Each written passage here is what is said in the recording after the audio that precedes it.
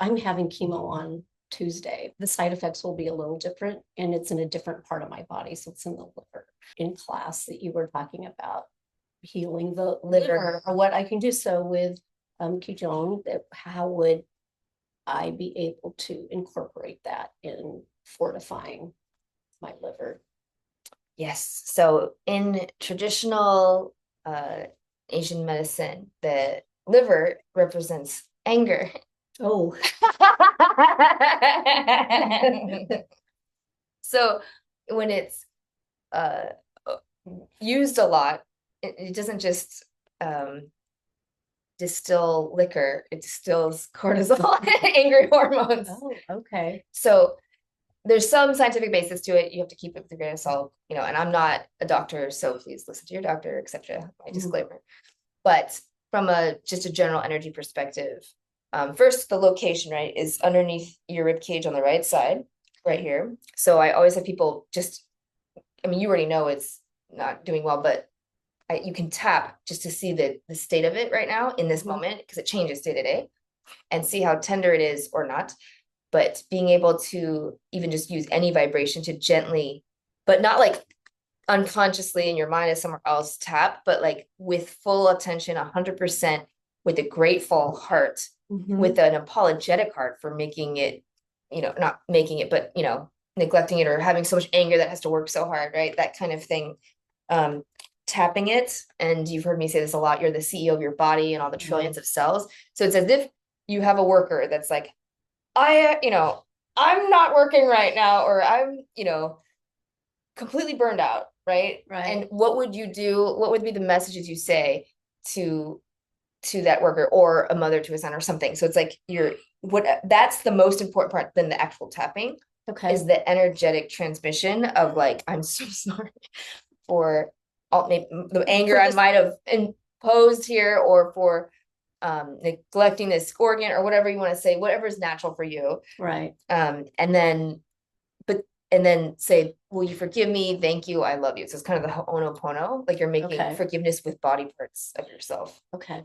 And I know that kind of sounds odd, but no, I mean, in this case, there's an invader in there. Yes. Yeah. I mean, it was weak, and it took, the immunity wasn't, it didn't. Well, and apparently this was an undetected cancer. So it was a covert. Yeah, they weren't able to spot it.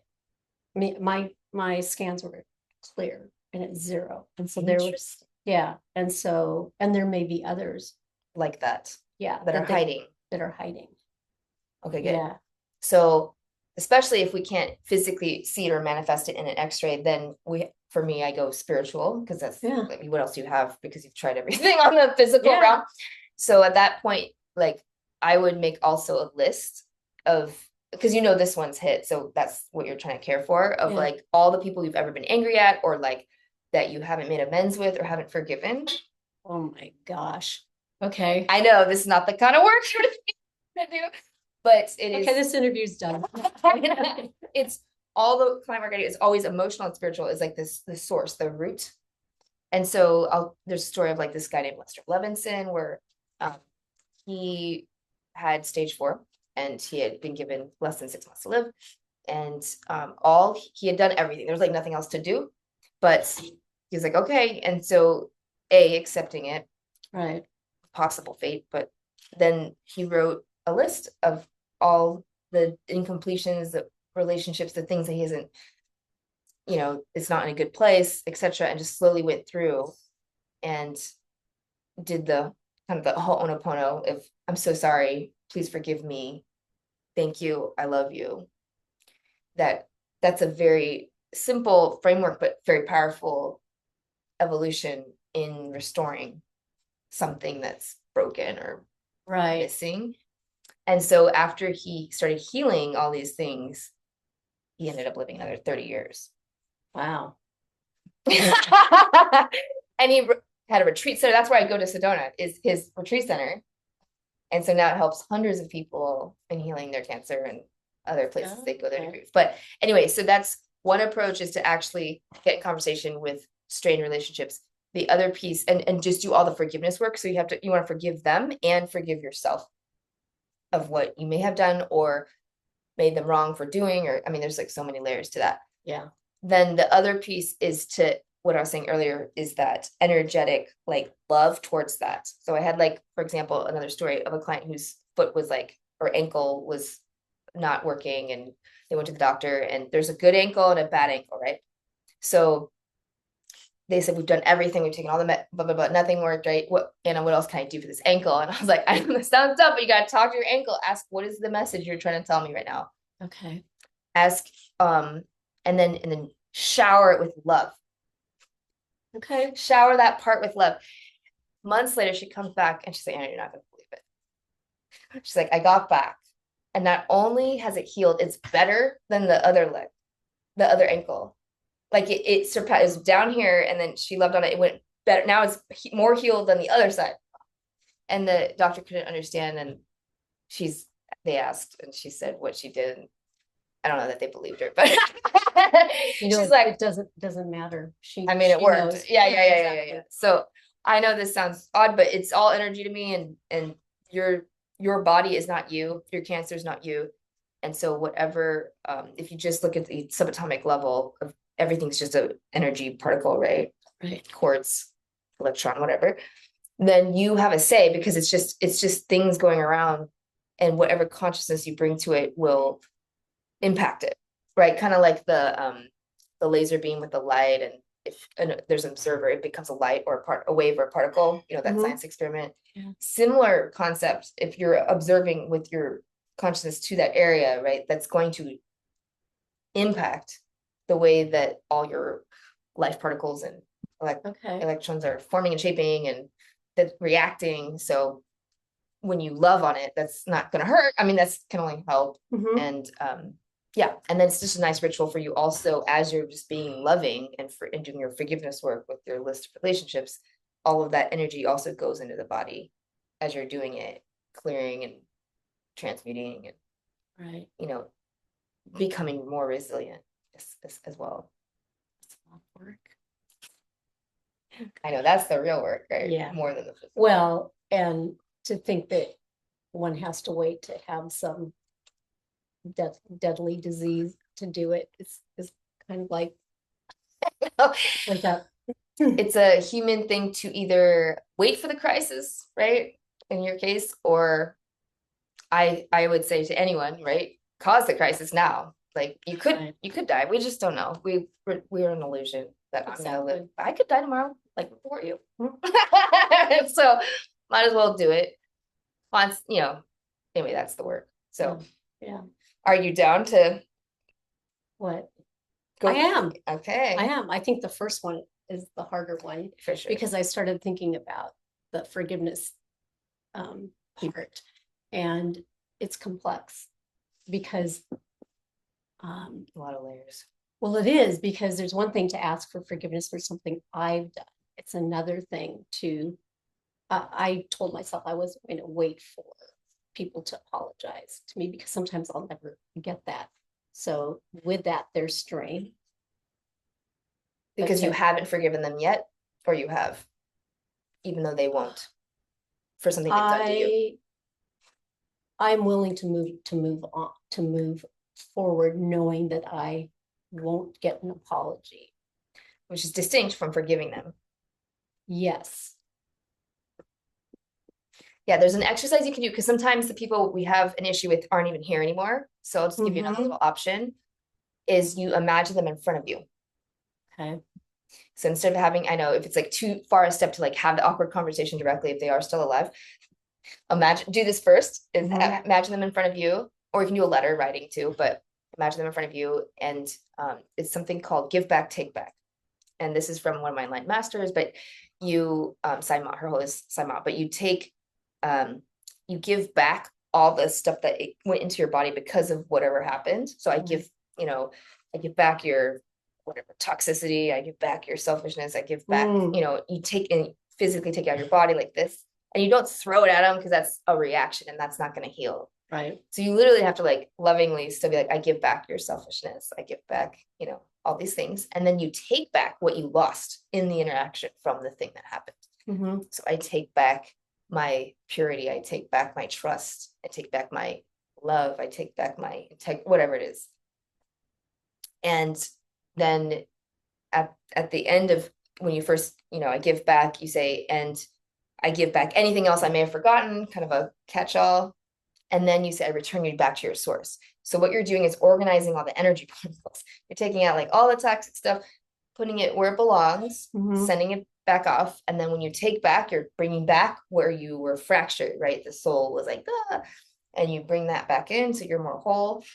And then you do that catch-all phrase too at the end. And I take back anything I might have not said, right? And bring it back into me. And then at the end of that, you reorganize. So there will be some sort of, it might be very subtle or more overt of a shift. And that might then put you in a place, you might be complete there, or you might feel like, now I'm ready to actually have a conversation, regardless of whether they want to talk to you. And some people, they just won't. Right. B, regardless if they snap back or have a negative response, regardless if they do what you want, which is apologize or whatever, or have a heart-to-heart connection. So you have to be unattached to that. And I'm a big proponent, like, you don't have to necessarily talk to them. I've seen the healing happen just as powerfully in the give back, take back of imagining them there as an entity. Okay.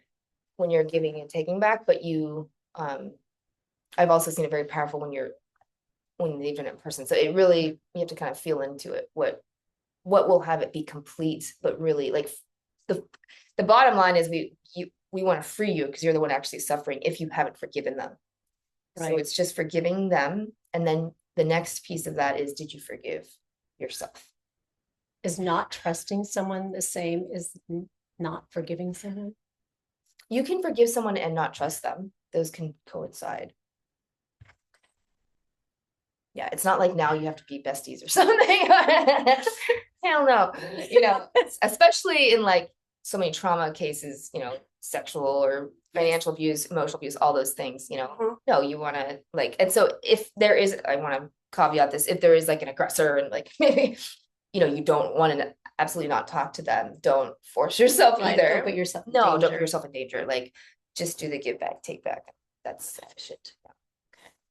Yeah. That's helpful. Yeah. That's a lot. Yeah.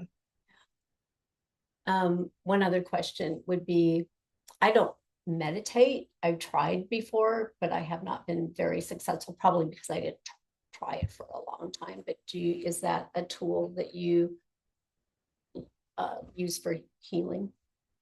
1,000%. Okay. 1,000%. So there's so many types of meditation out there that I don't think are meditation. It's more mindfulness, guided visualization is what I would call it. Most of it's mindfulness. It's not true, pure meditation. I'm kind of a purist, maybe not, but I've just tried all of it and vetted out what works. So the kind I do is Vipassana meditation, and I would highly recommend this for you. Vipassana. Yeah. It's based on Buddhist teachings, but there's these 10-day retreats where you just go and they feed you wonderful, lovingly cooked meals. They put you up for room and board essentially, and it's free. This is what's wild. Yeah, it's about $500 of actual costs on them that they're risking on you. Full scholarship for everyone because they want it free of commercialism. It's very pure. It's all volunteer run, and I've served there before too. And you go for 10 days in silence, and it's a silent meditation retreat, and you meditate for 10 to 12 hours a day. Now you can have chairs, big nests. People make these recliners. It's hilarious. You have like every single sitting accoutrement you can imagine. You don't sit longer than an hour and a half, but usually it is an hour and a half. So you're typically, for a first time, or the first 3 days can be brutal on the body. But I've seen people in wheelchairs doing it because people are so desperate by the time they get there sometimes. People are in crutches, wow. But you do, it's not for everyone. I'm going to say that up front because of the intensity of the physicalness, and it's just not for everyone. So I'm going to say that, but it is universal and non-sectarian and so forth. And anyway, what you will find is going to be different for every person, but what you discover in the silence, you go to the depths of the source and root of your suffering. So whatever was part of manifesting the cancer, right? Whatever stress, you go straight in and you do as a surgeon, the surgery on it and remove. Okay. So it's like a spiritual surgery of the mind. And it is, so it's not guaranteeing. I'm not going to say, oh, you're going to be cancer free if you go. You have to do the work, but I know it'll help. You have to be, again, don't recommend it for everybody. You have to be mentally sound. Like definitely not for people with maybe bipolar, or it could exacerbate that, right? Like you have to be of sound mind. But anyway, for a regular, normal, healthy, person, it's the most transformative thing I've ever done in my life. Like, and I've done a lot of personal growth and development. It got to the source of my anger, which is where your liver is. Okay. That's why I'm like, oh. So afterwards, my anger greatly reduced. I was less triggerable. There was just a long-term effect, not just a couple of weeks, but for me, it lasted a long time. And now I meditate an hour a day and try to do 2 hours actually. And then I go for 1-day sits every month. And the difference it's made, it's hard. I mean, to give that much time, but it's not, because number one is it makes your life way more clear and focused of what matters. And so you don't do all this busy work that drains your energy and your immunity and makes you triggerable. Number two, you just kind of live smarter, I guess. And then number two is the impact of the peace I feel, the inner peace, no matter what's happening, will aid you. You should read this book called The Art of Dying. Okay. And I just cry with every thing, but people with stage 4, like horrible cancers, and the way that they cope and deal with it is so equanimous, non-reactive, within a balanced mind, that whether they, make it longer or not is kind of not the point, but how they're going through it is at peace. And so when you take a last breath, that's the moment that indicates how you leave the world. Like either you're gonna be like that kind of fear, energy, ego is not good for if you believe in next lifetimes, I do, but if you don't, that's okay. But it impacts just the energy of things, right? Versus someone at peace, understanding everything's impermanent and realizing the soul, the spirit isn't gonna die no matter what. So that thing's eternal, but just the skin bag might die, right? So being able to be at peace is a whole different, you set yourself up for whatever's next in your next formation, right, of energy than anything else. But anyway, so that's like why is peace on the journey, peace at the end, whether it's now or in 30 years, and peace in relationships, like, and then just in general healing the organ that's being attacked. So anyway, I can give you a link to that later, and I'll put something in the description as well. But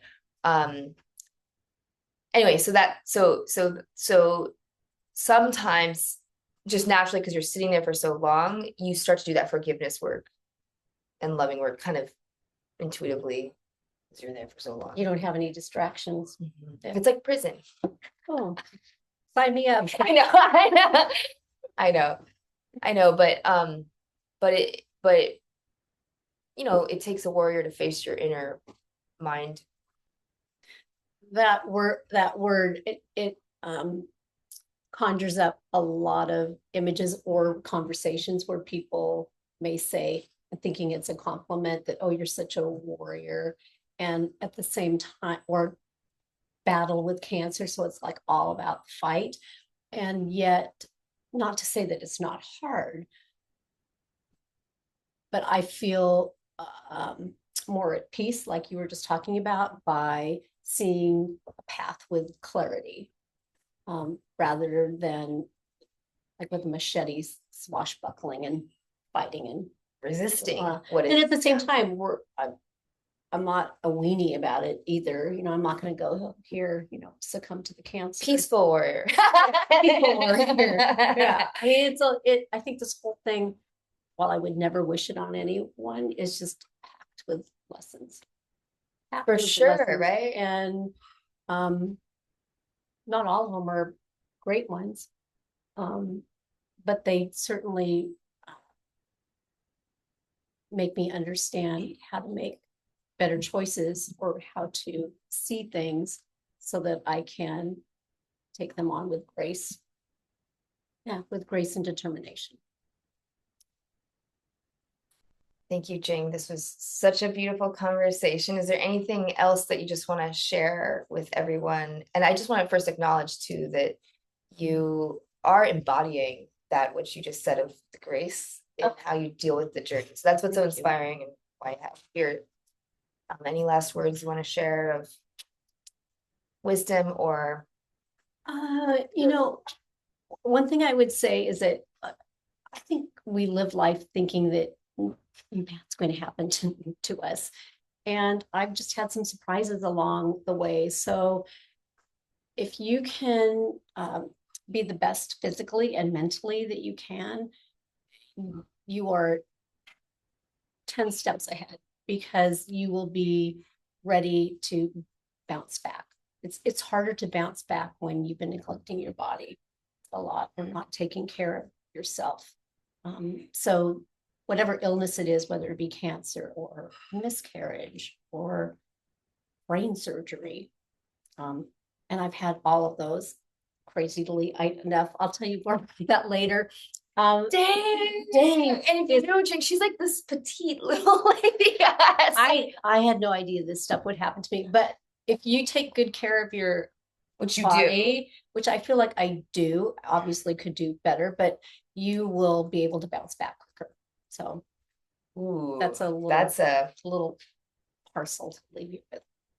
Yeah. Wow. That they say what you do now does it take the next 20 years. So clearly you took care of yourself 20 years ago to handle all of this. It's amazing. Or, you know, the adage, everyone can fall down, but not everyone can get up or get up easily. So interesting. Yeah. I love that. Thank you so much. You're welcome. Thank you. Thank you. We'll put links in the description below to those different resources and exercises as well. All right. Thank you.